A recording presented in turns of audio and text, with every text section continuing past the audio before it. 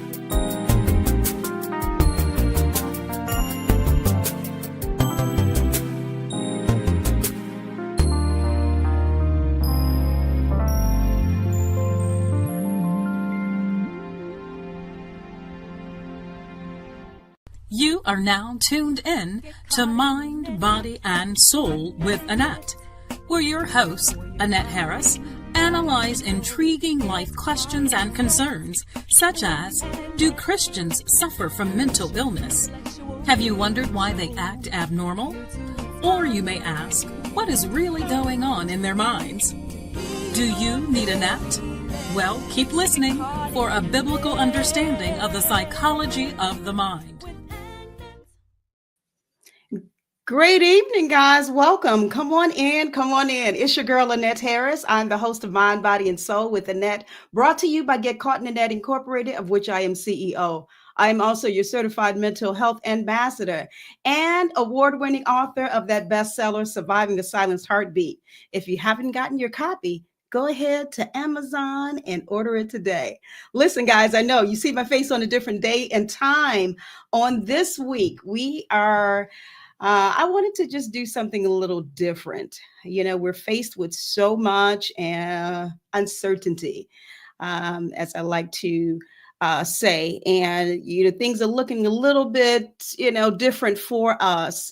But I called on one of my good friends to come in with us to try and give us a little bit of peace, give us a little bit of hope.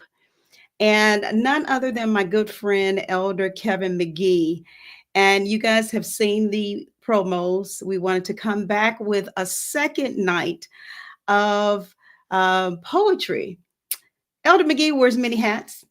And this hat, I love to have him come on and help us on Mind, Body, and Soul. He is a poet in his own right. Of course, he's an elder. He's a pastor. He's a husband, father, grandfather. Let me bring him in because we want to get started on tonight and have him kind of give us, something that would encourage us on tonight. And I thought he could do that through poetry. Elder Kevin McGee, how are you on this evening? Well, I'm here. I'm doing well. Well, I'm glad you're here and that you're doing well. Listen, guys, we are live on Facebook on my page, Annette Get Caught in a Net, Instagram, Get Caught in a Net, YouTube, Get Caught in a Net Incorporated. I've also gone live on TikTok. Hi, guys. Thanks for joining us over there. So there are a few different ways that you can listen and watch us on this evening if you are watching live, or if you have to come back and watch the recorded session. Please enjoy on this evening. As I already stated, we just want to do something a little different because, I'm looking, Elder McGee, up and down the timeline, looking on the news. There's so many brokenhearted people. Things are happening all over the place. I'm sure many of you have heard of that latest plane crash where the plane went belly up, right? No, yeah. Canada, was that right? Yeah, Toronto, I believe. Yeah, I think it was from Minnesota. The flight was from Minnesota to Toronto. And I mean, you were seeing so much, that it's almost like I was telling someone, I feel like I'm living in an altered universe or something, right now. But, there is still hope, though. There is still hope. And I believe God is saying something. We just have to make sure to listen and hear what he's saying. But I wanted to bring you in so we can kind of maybe take our minds off of it a little bit, kind of do like we did. We've done this before, where we had you to come on and give us spoken word poetry. And I started talking about Elder McGee before I brought him in. And one thing about him, I've always said that he used to be my resident poet on Mind, Body, and Soul.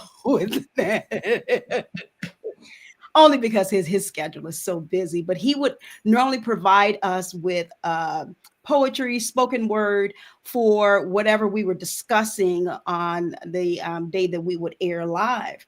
And I could give him a subject and Elder McGee could just go for it, and do it so quickly. And I was always, or have always been amazed and appreciative of his talent and the gift that God has given him. So we kind of thought we would kind of focus on, of course, this is still February. This is still Black History Month, the love month, as some call it.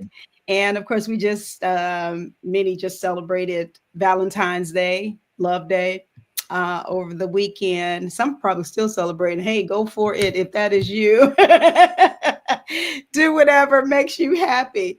But so he's going to come tonight and talk to us a little bit about, or give us a few poetry. I don't know what I like to call them, spoken words. He told me to stop calling it that years ago. He probably don't even remember that.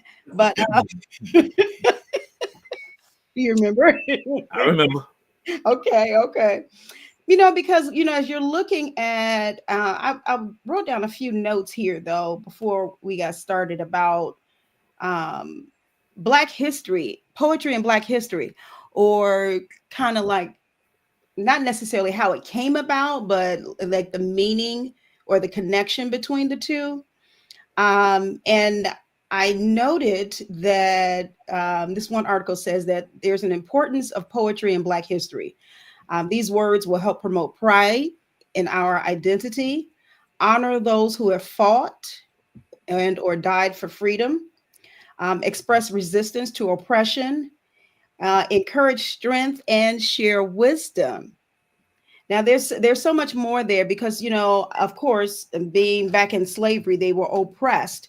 And then the poetry itself gave voice to them who were oppressed and, experienced in certain things. And I think it's just it's so important to kind of like look at the history and what did it really mean? What were the meanings? What did it signify?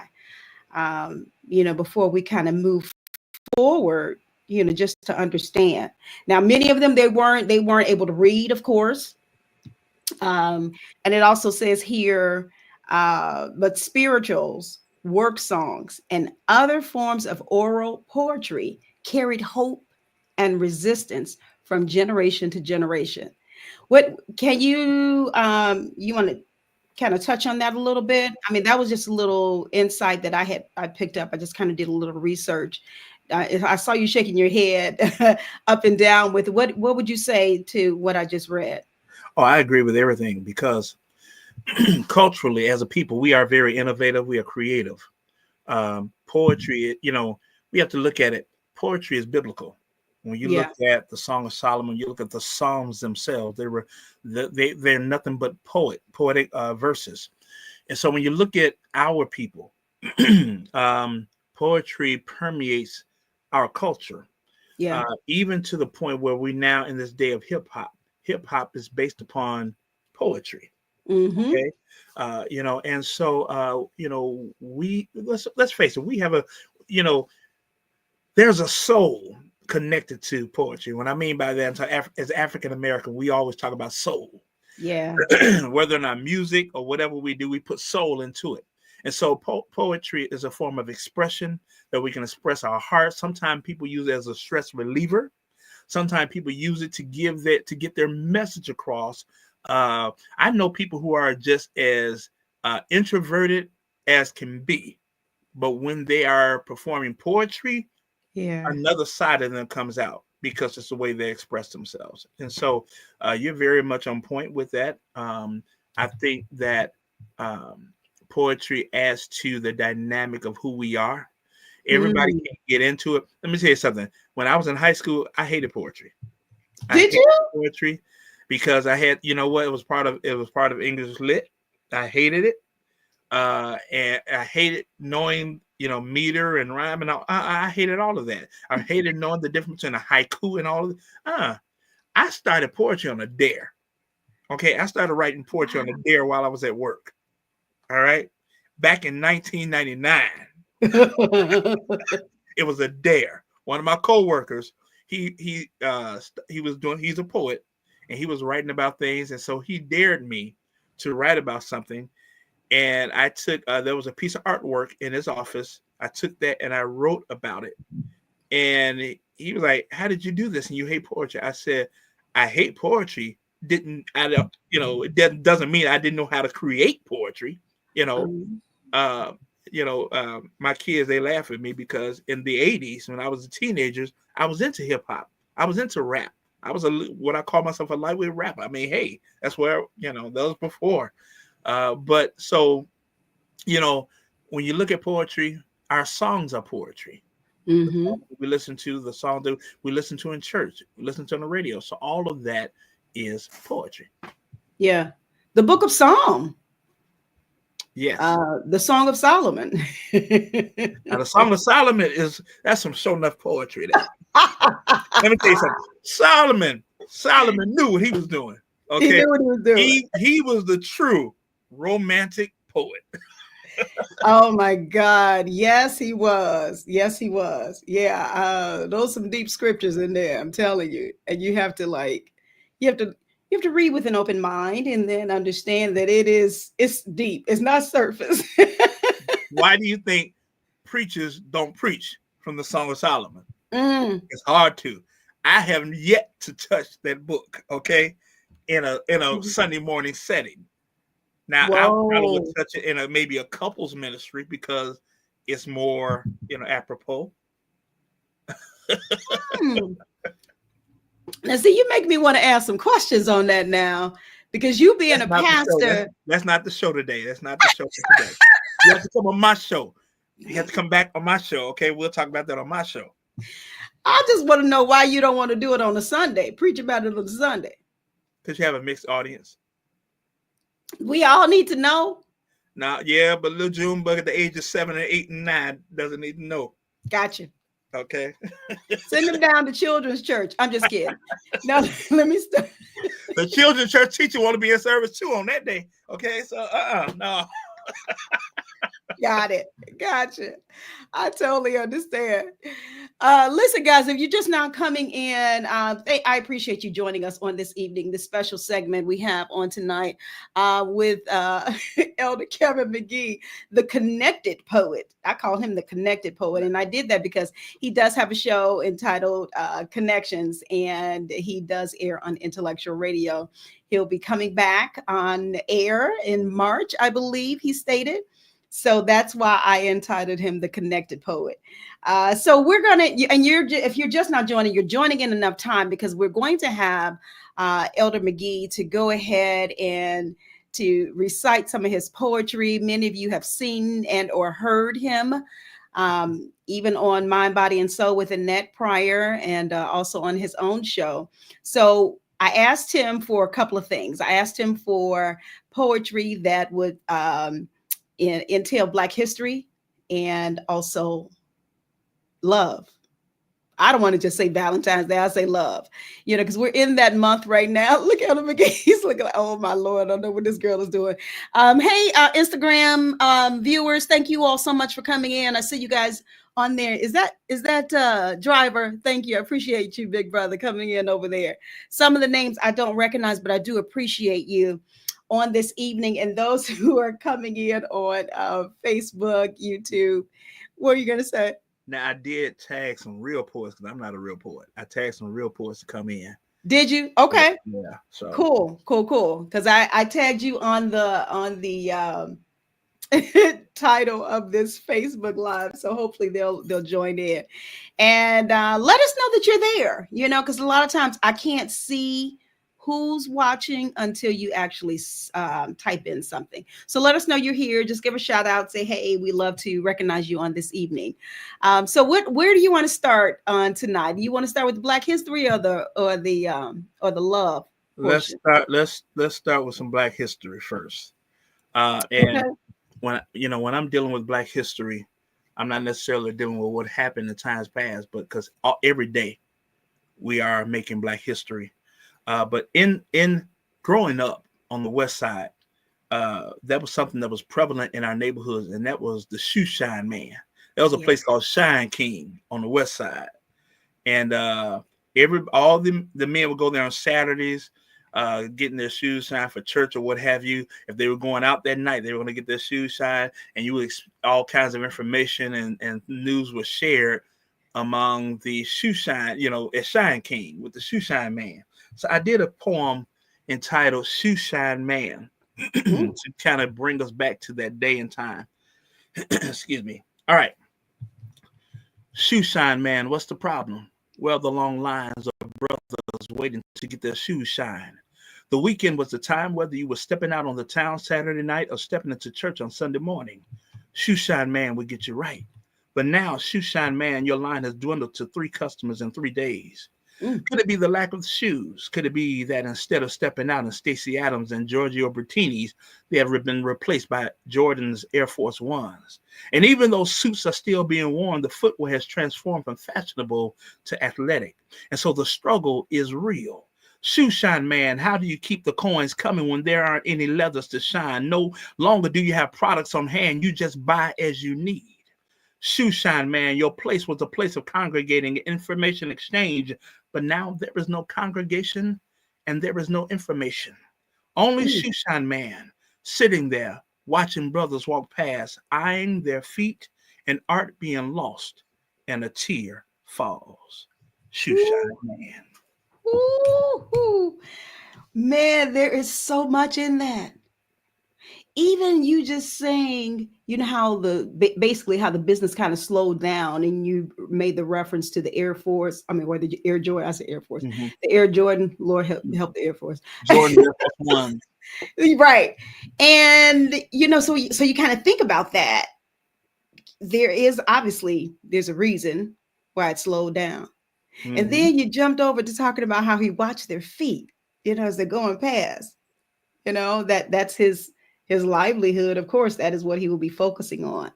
That's deep. I don't know how many of you all remember the shoe shine man, whether you're in Chicago or you had wherever you're at, if there was a shoe shine man there.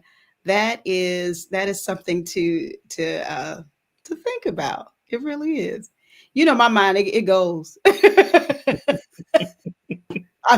I'm hearing you saying that, and other things start coming. I think, who do we have here? That's let me read some of these comments. This is going to be a good show. I see that already. Michelle, thanks for coming in. We appreciate you. Hey there, Michelle. She's greeting us. And also Janice Pritchard, thank you so much. I appreciate you.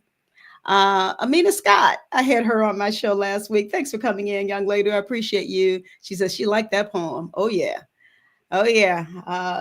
And you're in Maryland. Amina, I don't know if you had any shoe shine kings in Maryland or not.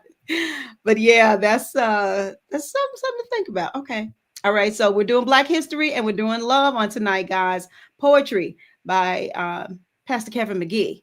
And if you don't know him, he is someone you should know. You should listen in tonight.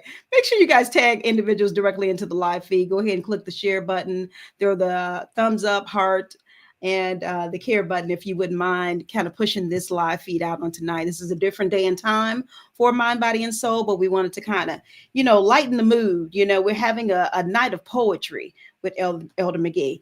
So the Shoe Shine Man, who else you got? What else you got? Another Black history or We'll do one more Black history right now, and then I'll switch it up. okay. Just as we had the Shoe Shine Man, you had Grandma.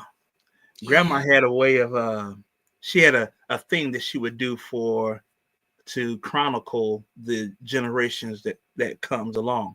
She would make a quilt.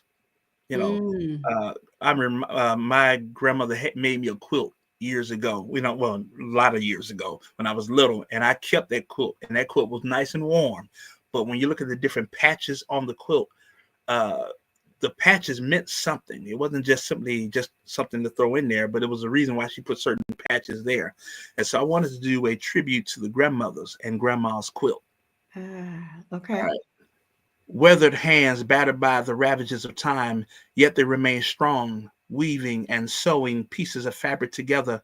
Each piece represents the history of a family joined together to make a quilt that will cover the family line. Stories told by every square patch as the matriarchs slowly and methodically stitch every seam, passing down knowledge from one generation to another, creating new worlds from ancestries of old as we admire with pride our history, our culture that will never be forgotten. For not only are we reading the history of the quilt, we read the experience of those strong Black hands manipulating thread and needles as her heart is added to the creation that she is creating. That's deep. Oh man, that's deep. And we went to, when was that? Was that Friday? No, last week sometime. We took time out to go to DuSable Museum. And I remember seeing a quilt. And I actually took a picture of it that they said, one of our ancestors actually created. That reminded me of that. And it reminds me that we do need to take that time out to remember, those that have come before us, the Shoe Shine Man, the grandmother, and kind of look at their stories. A lot of times we can relate to it, whether we realize it or not, and understand where they were coming from. We may have looked at, oh, she was old grandma, whatever, but she had a lot of wisdom, a lot of sense. So, okay, thank you for that. Amina says that was deep as well. Yeah. Yes. Okay. All right. So, Shoe Shine Man, grandma, and now you want to switch over to love? Yeah, we'll do something. What the world needs now is love, more love. And that, you know what the song says? All right. Come on. All right. Let's see. I believe it was Elizabeth Barrett Browning who said, "How do I love thee? Let me count the ways. Yet I cannot begin to fathom in my mind the innumerable ways that I love you. For my love for you transcends mortal boundaries. I love you deeply, so deeply that its depth cannot be measured. My love for thee is stronger than my desire for life itself. For if need be, I would give mine for you. How do I love thee? I can't even put it into words. Therefore, my actions shall convey this message of the powerful emotion. You see, I realized that my purpose for being born was to love you, even before I met you. My life was entwined with yours. This is why you can ask what you will of me, and it shall be done for you. You are the soulmate, the part that completes me, the other half of my heart, that until you came into my life was not whole. Our souls have kissed and made love in our dreams. Conception took place, and upon our first meeting, love had been delivered and re-brought forth, an unending devotion to one another.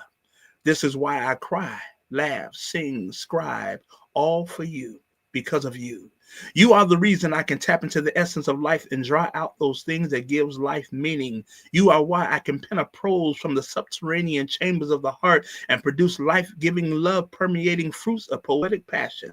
For you are the inspiration, the door to imagination. For when I scribe, we both scribe as one flesh forever tied together, giving birth to life and to poetic fire, an eternal flame that shall symbolize our love throughout all eternity. Woohoo. And what was the title? That one has no title. Okay, I thought so. Because sometimes you'll just kind of write bursts of words and don't necessarily have a title with it. But you started out saying what the world needs now is love, which is so true. We all need that. Okay, look, I'm gonna do something a little different. He may get me for this. I don't know, but if any of you that are watching us, looking at me, would like Elder McGee to pin. Oh, I don't do no freestyle tonight. No. Did you see how he cut me down, y'all? Y'all see how he cut me down? Okay. I mean, because it could be something you already have. Maybe they just said they want you to do a poem about a boy and a girl. No, you already know. I tried, y'all. I tried. But they're enjoying that. They said that was nice. They like it. Thanks, Amina. Thanks, Janice. She says, I like that. Oh, yeah. Elder McGee, now see, Elder McGee, I don't know why he does this, acts like he doesn't have the ability and the talent and the anointing, because he does. I promise you, I used to reach out to him maybe like the day before I was to have a show and say, Elder McGee, oh, I'm sorry, I meant to reach out to you. Can you do a spoken word? And he'll give it to me within a few minutes or hours, if depending upon his time frame. So I don't know what he's talking about. He don't do freestyle. I don't do freestyle live. Okay. I have to write it out and see if it sounds right. I'm not no. Okay, I got you. You get in trouble doing live stuff. Freestyle. You know that is true. That is true. I'm not trying to set you up. Let's see. Okay, so I know you did a couple of Black history. Let me read this real quick. Prior to the Civil War, African-American poets focused on the themes of slavery and freedom, but also addressed human experiences beyond race, such as religion, nature, relationships, personal encounters, and human conflicts. Can I ask you, okay, I know you said you started doing poetry on a dare, but were you inspired by other poets, whether they were Black or not Black? Yes and no. Langston Hughes, Maya Angelou. Oh man, I can't believe I'm missing her name right now. But I've listened. I've read. You see, I told you I hated poetry, but I have read poetry. I had to in school, so I read poetry, and so yes, there are some poets that have left an indelible impression upon me. Now, do I try to mimic any style of those poets? No, because I refer to how they write, but then I look at the messages that they penned. Like there's a song. There's a poem I did in answer to Maya Angelou's. Was it song? I know the Cage Bird. Was it what song? The poem I know why the Cage Bird sings. Yeah, I think I did a poem on that. I did a response to that. If you bear with me, just talk like you know I'm going to do, and I'll pull it up. Okay, all right. All right. As he's pulling that up, because I did throw that question out at him. I just kind of wanted to inquire, because a lot of times when you're an artist of whatever, you are inspired, whether you're an artist of music or some form of entertainment, you're inspired a lot of times by others who are in that same industry. And I just wanted to know what his thoughts were on that. If he had, because I don't think I've ever asked him that before. No. Was he inspired by other poets, male, female, whomever, down through the years? Because this, I am seeing more and more those who are doing spoken word, even through song. I can't think of this young lady's name, but she created a song of poetry, if I can say it she calls it spoken word. She does call it spoken word. So it's not, it's like music in the background. I have to get her name, so I'll reference you guys. But she has the music in the background and she is really going for it. It's really serious spoken word, right? And it's very encouraging and inspirational. So yeah, I just want to know if you had anybody that you kind of followed or maybe pattern your work after, Yeah. Actually, I found what I'm going to do. What I wanted, I can give you an answer to that through these two poems that I have right quick. Okay. Because this one poem that I penned, it sums up, I guess, really why I do what I do. Mm-hmm. It's called, I wrote this years ago. It's called Echoes from the MIC. Echoes from the MIC is what I hear as I stand over the precipice of poetry's abyss, where prolific and profound poets abide, challenging the minds of those who hear their words, taking it to the next dimension and captivates with words. Hear the beat of many drums as poets hum over the MIC. Change your way of thinking. Come from your comfort zone. I sit as I hear emanation ascending from the crevices of poetry's belly, mystifying my mind. Sounds of past, present, and future coming together. Echoes permeating my mental as I hear the flow of those who came before. Langston Hughes, Gwendolyn Brooks, Phyllis Wheatley, George Moses Horton, James Weldon Johnson, Nikki Giovanni, Calvin Forrest, Paul Lawrence Dunbar, County Cullen, Margaret Burroughs, Mari Evans, and others fuel my mind with words and discourse that transform me from mortal to immortality as I feed off the words of life eternal, words that shall forever echo from the MIC. Ooh. So every time you done, I want to do this. You can do that. That's appropriate. We don't do this in poetry. Like you in church. No. Now, some people can't snap. So now if you can't snap, you better clap. I can only snap with my left hand. I can't do it with my right hand for one. That's another story. Anyway, wow, that's cool. Thanks for sharing that. I'm glad you found it. Julie Jemison or Jemison Julie says, Julie. I love this. Yes. Great show. Thanks for coming in. And Abronia, thanks for stopping in. Hey, Abronia. She says, hello.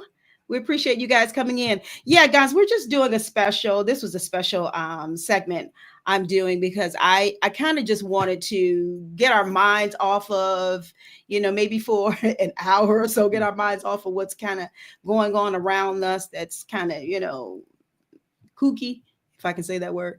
But we've done this before with Elder McGee. We had a spoken word night, and this is the second night. We did that a couple of years ago, but I didn't know we was going to need it again so soon. But I do appreciate you taking time out to do this with us on tonight. A lot of times, and this is just me, if I'm going through some things or so many things that's going on, around me, whether it's in my family or myself, I'll put on some music. I love to listen to music and kind of get, something that's inspirational to kind of help me, to kind of get through whatever it is I'm dealing with. And I think a lot of times people are migrating, as I said, spoken word is becoming more and more popular. And I think people are kind of migrating to that, to kind of help them, get through whatever it is they're doing. A lot of times you kind of write your thoughts out, and this is, pretty much that. You've written thoughts out, and I think it can kind of help, those who are watching and listening and going through. I didn't know that, Abronia. She said she actually started writing because of you, Elder McGee. I didn't know that. You knew that? That's what she says. That's she That's says. what she says. Yes. Oh, now that's good. See, you inspired somebody. Now, I told you earlier there was something different about you. Hush. Hush. No, for real, because you don't know how you inspire other people is my whole point. You just never know. So how about that impromptu? I'm just kidding. I did find the one that as a response. It was a response to Maya Angelou's death. Oh, And really? I did that. Somebody asked me to do a tribute to her, and so I did one called "The Caged Bird Has Been Set Free." That's what I did. Oh, Yeah, okay. You found it? yeah, I did find that. Okay. Can you read Okay, that one? yes. Tears falls as one now rises, her life poetry in action. Her words, poetry personified. Many minds opened by the lyrical dissertations that emanated from the mouth of this woman who rose from meager beginnings into a phenomenal ending, laying the foundation for so many to walk into paths of the poets, painting panoramic pictures with verbiage that invokes imagination, captivating the hearts and mind of the rich, the famous, presidential, forever exalting her race through the immortality of words, championing the call for equality with pen and paper. Mm. Yes, now she rises above the mundane, and truly this bird has a song to sing because the caged bird has now been set free. Ooh, that's deep. That's deep. Okay. And someone asked you to write your thoughts about when she passed. Is They that? wanted me to do a tribute. They were doing some type of poetry event, and they wanted me to pen a tribute that they could read. And so Oh, wow. That was beautiful. Very apropos. I'm sure they were satisfied, right? I guess I didn't hear no more from them.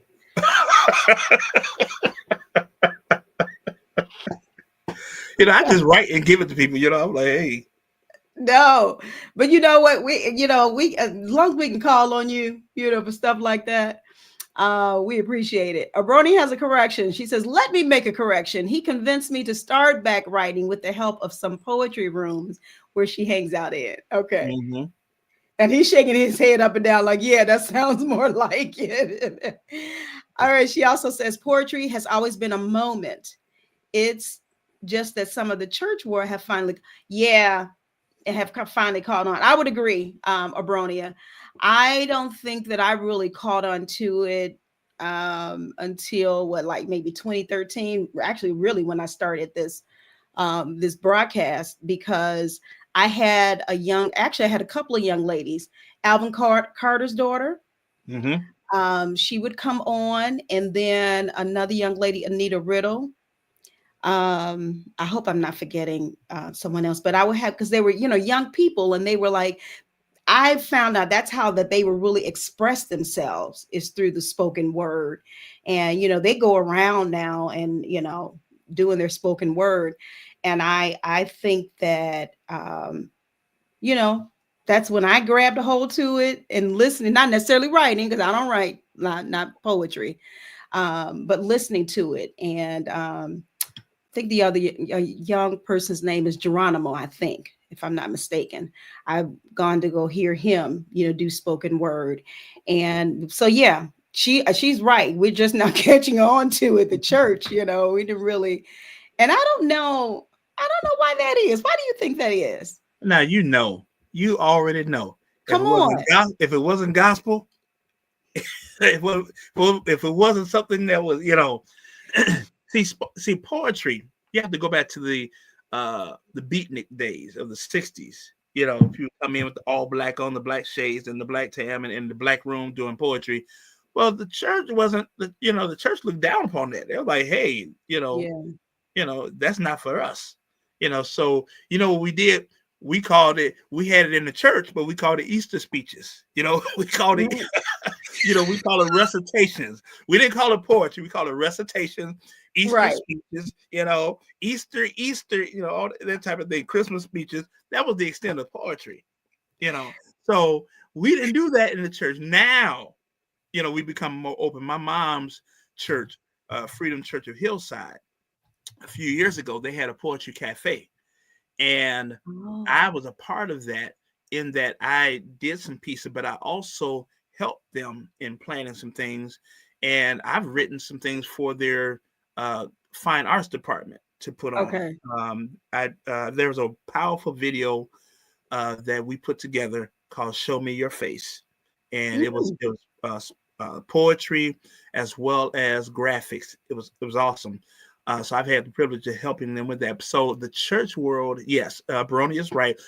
We are now catching on and realize that poetry won't bite us, it won't hurt us, it won't condemn us, it won't cause us to go to hell. Because if that's the case, then half the Bible, Psalms, Song of see, Solomon. Let me see, if Song of Solomon don't sing you, so the Solomon man is deep, deep, deep, deep. so I'm just saying, but it's really an untapped area of fine arts that we are just now tapping into in the church. You know, Right, like I right. said, in the 60s, poetry was the thing, but it was also tied into the crowd of the hippies, and all of this stuff. So, that's the way they looked at it. That's true. That's true. Yeah. But those speeches though were a lot of them were scriptures. No, let me stop. Yeah. Uh, We just made them rhyme. we just made them rhyme.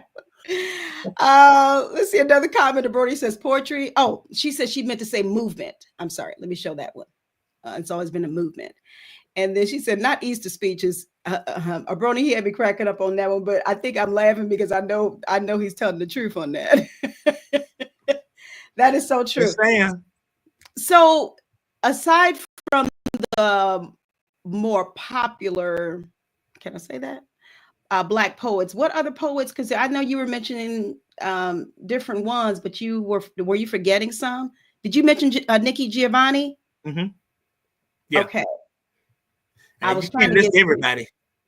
What was that? You can't list everybody. Of course not, but there was one that you had on the tip of your tongue you couldn't think, so I was just trying to look it up real quick. Nikki was the one.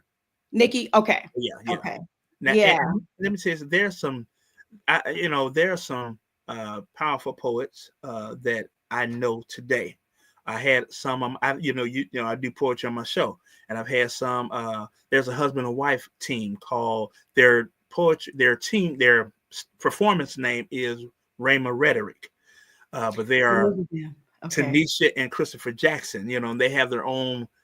They have their own poetry now. I think Tanisha's Black Butterfly and Chris is I Am a Writer, and they are powerful. They perform together. And then you have I've had Momentum Garrett, who's in the western suburbs. He is powerful. So many. And so when you look at, and the thing about it is that many of them are in the church. Right. Many of them, they're in the church. They're doing praise and worship. They are in the church. And so I'm just so thankful that poetry has found a way home, or found a home in the church. Because Right.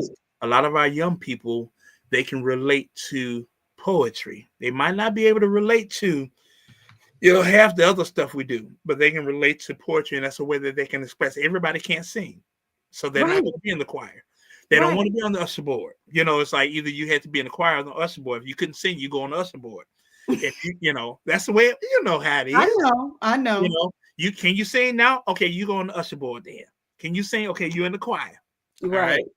And so now there's another area that they can express themselves in. We have to be open. We have to be open and allow them to express themselves. Otherwise, we're going to lose them.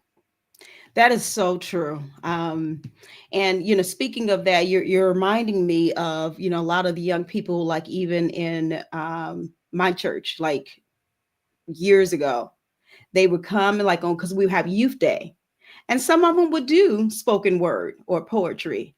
Of course, some were like, what are they doing or whatever. But I was like trying to encourage them, you know what I mean? Keep going. Because again, like you mentioned, that's how they were able to express themselves. And that's exactly what it showed. So we can't knock that, everybody can't sing. I need music to cover me up when I sing. So everybody can't sing. So they have to find something, to do. Let me read this. One of the top poets who used to live in Chicago is now doing commercials and TV shows. His name is Paul Maben. Oh, okay. I hope I pronounced that right. Okay. Wow. I didn't know that. Now, here's the thing: you have the perfect voice for poetry. Oh, wow. Because you do, because well, you come on, you do voiceover, you do all that stuff, so you have the perfect voice for it. Well, thank And you. you remember I've had you to record your voice to one of my pieces, so you have the perfect voice for it. All you have to do is just let your mind just flow, Okay. or get a ghostwriter to write the stuff for you. Right. And as you're giving those announcements on Sunday morning, throw a little poetry into there. I ain't giving no announcements on this. Right. I hear what you're saying. Yeah. Okay. You try to throw the hot seat back to me, huh? I see you. I see you. I see you. But the bottom line is it's important. The poetry, the spoken word, it's important to be able to allow people to express themselves and to feel free in doing so. Not to condemn them or put them down. We all have our different things that we can kind of relate to. So you've done 2 Black History, 1 Love. You got another love, or where I you got want to another go?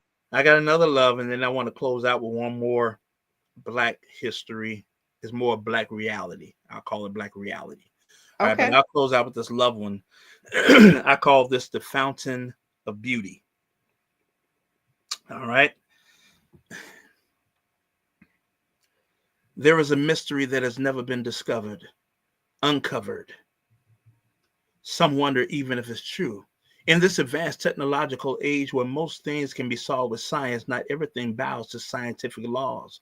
Some things are just unexplainable. Some are fables, such as Ponce de Leon's Fountain of Youth, that has caused many to seek ways of living forever while dying, trying. However, there is another fountain, and it's a fountain, not the fountain of youth, but it is the fountain of beauty.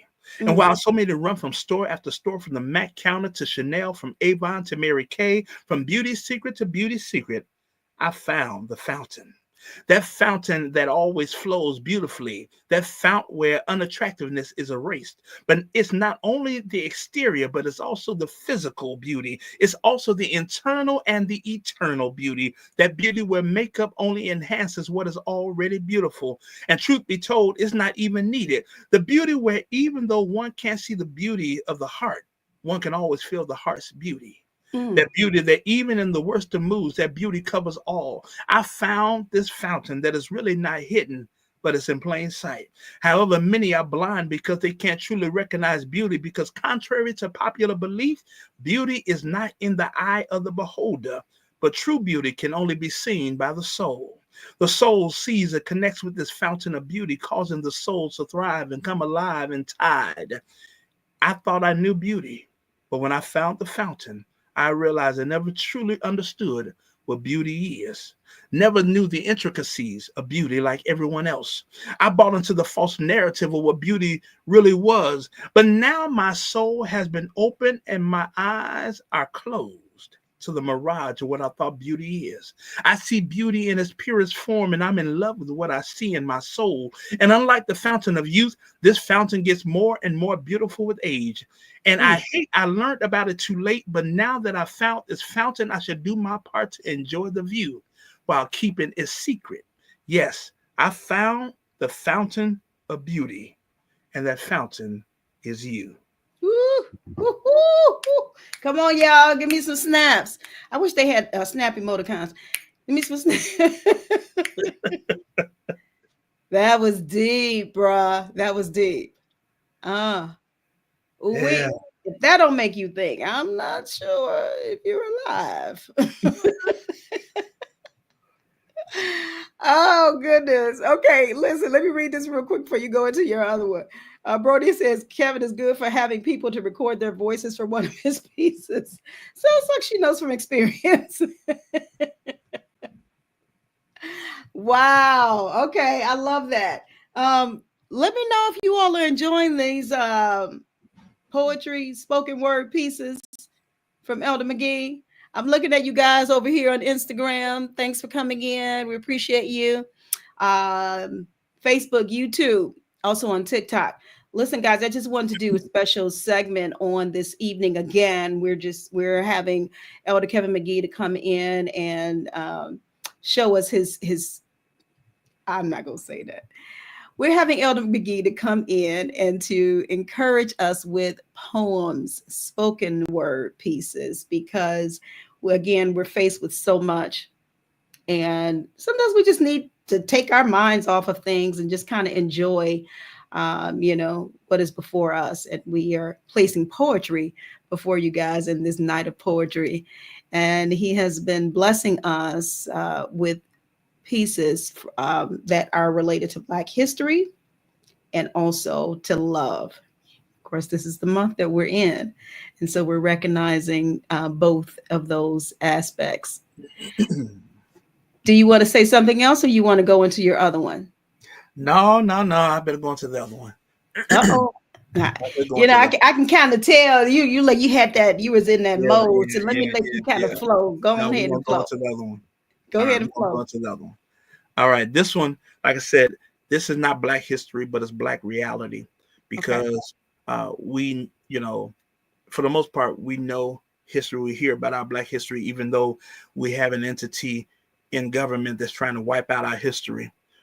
But more important than Black history is understanding Black reality, the days that we're living in right now. And we have become so distracted by other things that we're forgetting the right now.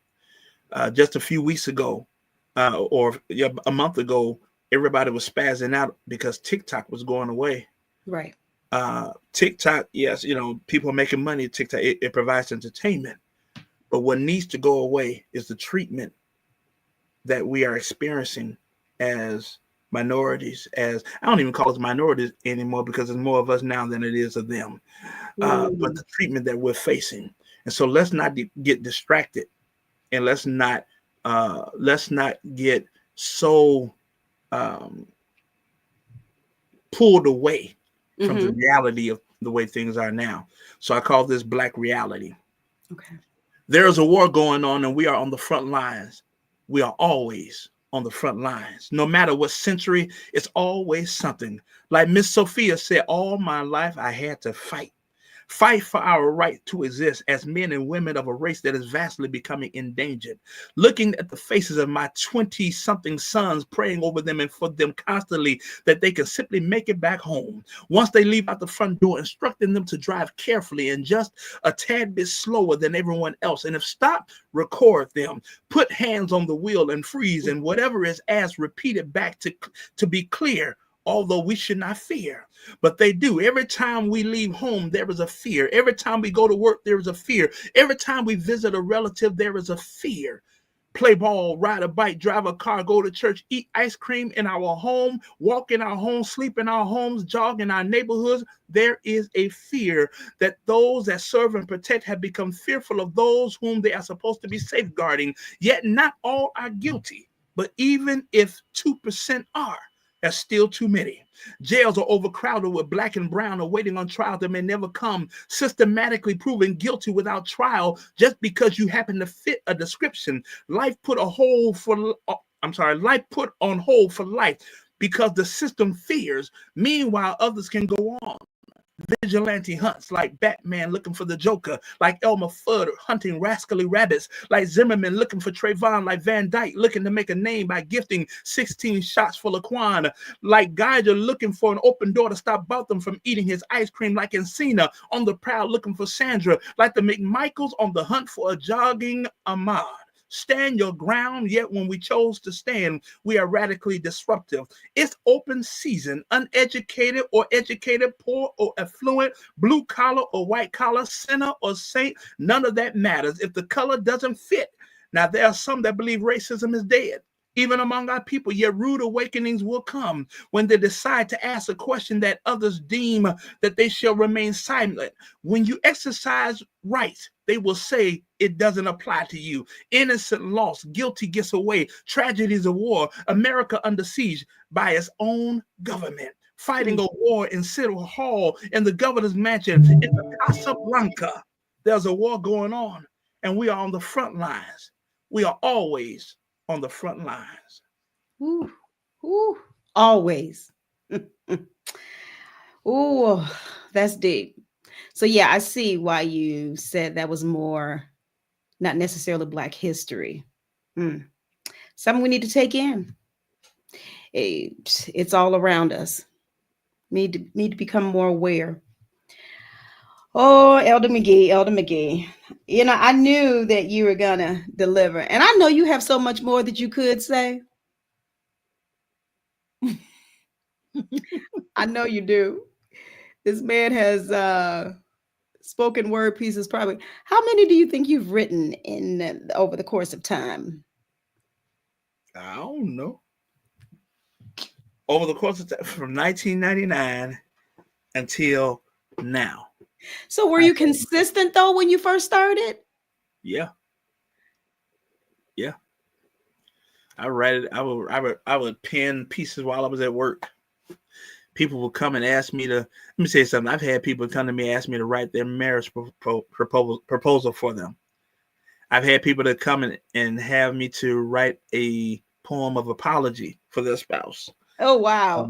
I've had so many. I mean, I should have charged them, but you know, but I've done it all. I've written poems for poets who were too busy to create their own. Oh you know? Wow! Okay. Yeah. So wow, that's deep. You know, and so yeah, I've done that. When you look at, I've done poetry for some of my family reunions, and when I look back and realize, okay, man, I've been doing it a long time, from 1999 until now. You know, now do I do it over the mic? No. Mm-hmm. There's only been certain times when I've done it over the mic, and we want to keep those far and in between. few and in between, yeah. Right. And I'm quite sure. So no, you really don't do it every day though, right? It's just no. Basically, if something hits me, if I see something that is inspiring, then what I'll do is I'll grab my phone and I will speak it into my phone. And then I'll go back and write it. Yeah. So okay. You know, then I'll go back and change what needs to be changed or what have you. Yeah. Edit things out, you know, censor things. Yeah, I do it all. So okay. All right. Auntie Deborah, thanks for coming in. She says she missed so much. It's okay. You can always go back and listen to the entire segment. Brony, the last one that you read of Brony, it says she remembered that. Mm-hmm. Yeah, I wrote that I wrote that after when I got tired of seeing a lot of our people shot down for stupid stuff. You know, Botham Jean, he's in his house eating ice cream, and he's getting shot by a police officer who mistook the house for her apartment. You know, supposedly, allegedly. Yeah, allegedly. The McMichaels following Ahmaud as he was jogging. Come on, you know, Trayvon walking with a can of Arizona in one hand and some Skittles in the other. You know, in Zimmerman. You know, so we're going through things that we shouldn't have to go through. We're living. We're being shot and killed simply because we're living while Black. We're conducting business while Black. And so, you know, Black reality, we have to know where we are. Yeah, for sure. For sure. We have to know where we are. Let's be on alert. Be on alert. Well, I want to thank you again now, for taking time out. What was that? I am doing one about the current administration, but I won't be able to post that on Facebook because, you know, someone might pull me off. So, oh yeah, you get pulled off, and we don't want you to get pulled over. And it's a comical one. Oh, is it? Okay. Yeah. It's called Ronald McDonald and his friends. You want to get me shut down too? I didn't know you were going to say anything. Well, I didn't call his name out. Oh my God. Well, you know, you didn't have to call his name because you just said what you, well, never mind. Anyway, y'all see what you try to do to me. I do it on my show. Yeah, do it on your show when it's It'll be safe there for you, okay? Yeah. You want to leave some encouraging words before we end on today? I mean, your poems were encouraging. They were made. They were spoken to make us think. But do you have any encouraging word for those? Maybe even those who even want to start trying to write poetry, or maybe they've been sitting on something. Maybe you can encourage them on tonight. Well, first of all, I want to say, if if you have a thought that is really, you know, weighing heavily upon you, put it in written form. Sometimes that's therapeutic. It's a release. And here's the thing: poetry doesn't have to rhyme. You know, Mhm. roses are red, violets are blue, sugar is sweet, and so that okay, that rhymes. But poetry is so much more than a rhyme scheme. And so just it's just really the expression of your words, put in. And, I like to say it like this: we paint pictures with words. Mhm. Formulate the picture in your mind, and then write what you see. Right. Um, and it doesn't have to be long. It might just be 5 or 6 lines. Start out with that. But I also want to encourage you, especially in these troubling times that you started, we want to get our minds off things. Listen, don't let what's going on in the world today stifle your growth and stifle your journey to your destiny. Mhm. God's got you. He's going to take care of you. All right. So live your life, live your best life, and thrive in the midst of all this chaos. So if that means, listen, if you're a singer, sing on. If you're a poet, read on. All right. Whatever you want, whatever you do it to the best of your ability. Nothing's going to stop you. Nothing's going to block you. Because I have a poem that ends like this that says, I'm a black man. And if they forget that, may the Lord, may God have mercy upon their souls. Listen, you Ooh, got to remember who you are. You got to remember and be proud. Never apologize for being black. Never apologize for being brown. Whatever you are, be who you are, except racist. And that's right. you know, and just handle life. God's Mhm. going to take care of you. God's going to bless you. And listen, in the midst of all these things, you are yet more than a conqueror. Love it. All right. That should have been encouraging because I don't know if y'all realize he took off that poet hat for a minute and put on that preacher hat. So whatever's in you gonna come out. That's what my late pastor used to say. Very encouraging. Thank you for those words. Mama Gwen is on. Gwen Brown. She says, "Good stuff, Elder Kevin McGee." Hey, Always. Glenn Brown, She also says you guys should hear her son's words. So bring them on. must be a poet, huh? Okay. Bring them All on. right. All right. I love that. I love it. Way to express yourself. And it don't cost nothing. Like Elder McGee says, write it down. And we want to encourage even those, because sometimes people have lost their hope, so to speak. And many of them were poets, spoken word artists. Maybe things have happened in their lives, death of a loved one or whatever. And sometimes they put that pen down. But Elder McGee is encouraging all of us on tonight to pick it back up, keep going. So, all right, I see you, Mom. I think she's tagging her son in. So hopefully there was something that was said on tonight that encouraged you guys. Again, like I said, I just want to take your minds off of things that are going on around us. It seems like it's so much up in the air. Everything is all over the place, from plane crashes to the weather to political. Yeah, I'm gonna say it like that. But God is able to help us and give us strength to not just make it, we can overcome. All right. And hopefully this night was something to help you in that respect. So thank each and every one of you for joining us. Instagram, YouTube, Let me say this. Facebook, TikTok. What was Stay, that? stay tuned. Stay For, tuned. stay tuned for the return of connection, because the net is coming on my show. She's coming on my show, but she got to come to the studio. So I'm going back to the studio. The Connections is Elder McGee's radio show, and And he's you'll going know at what. Listen, you'll know what the subject is going to be when you get there. You know what? Yeah, I don't know what's happening right now. I thought it was my show, but somebody just came. It's all good.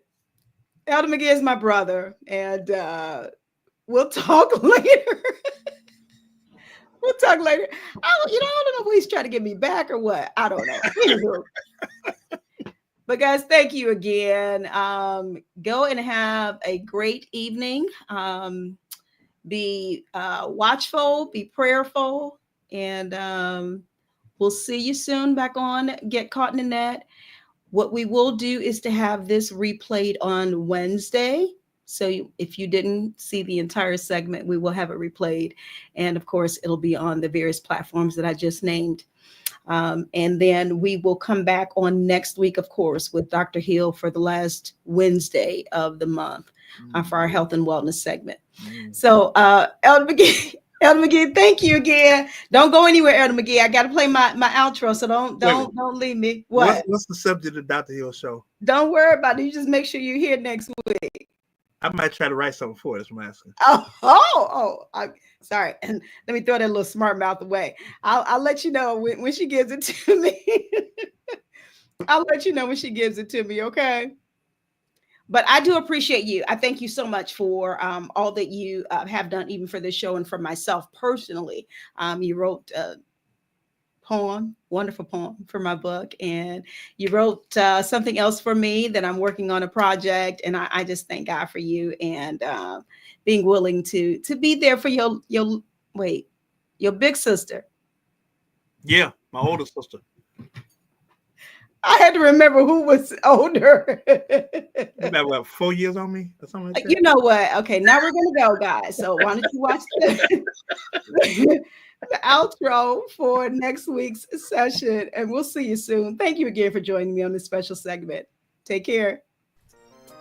On the next session of Get Caught in the Net.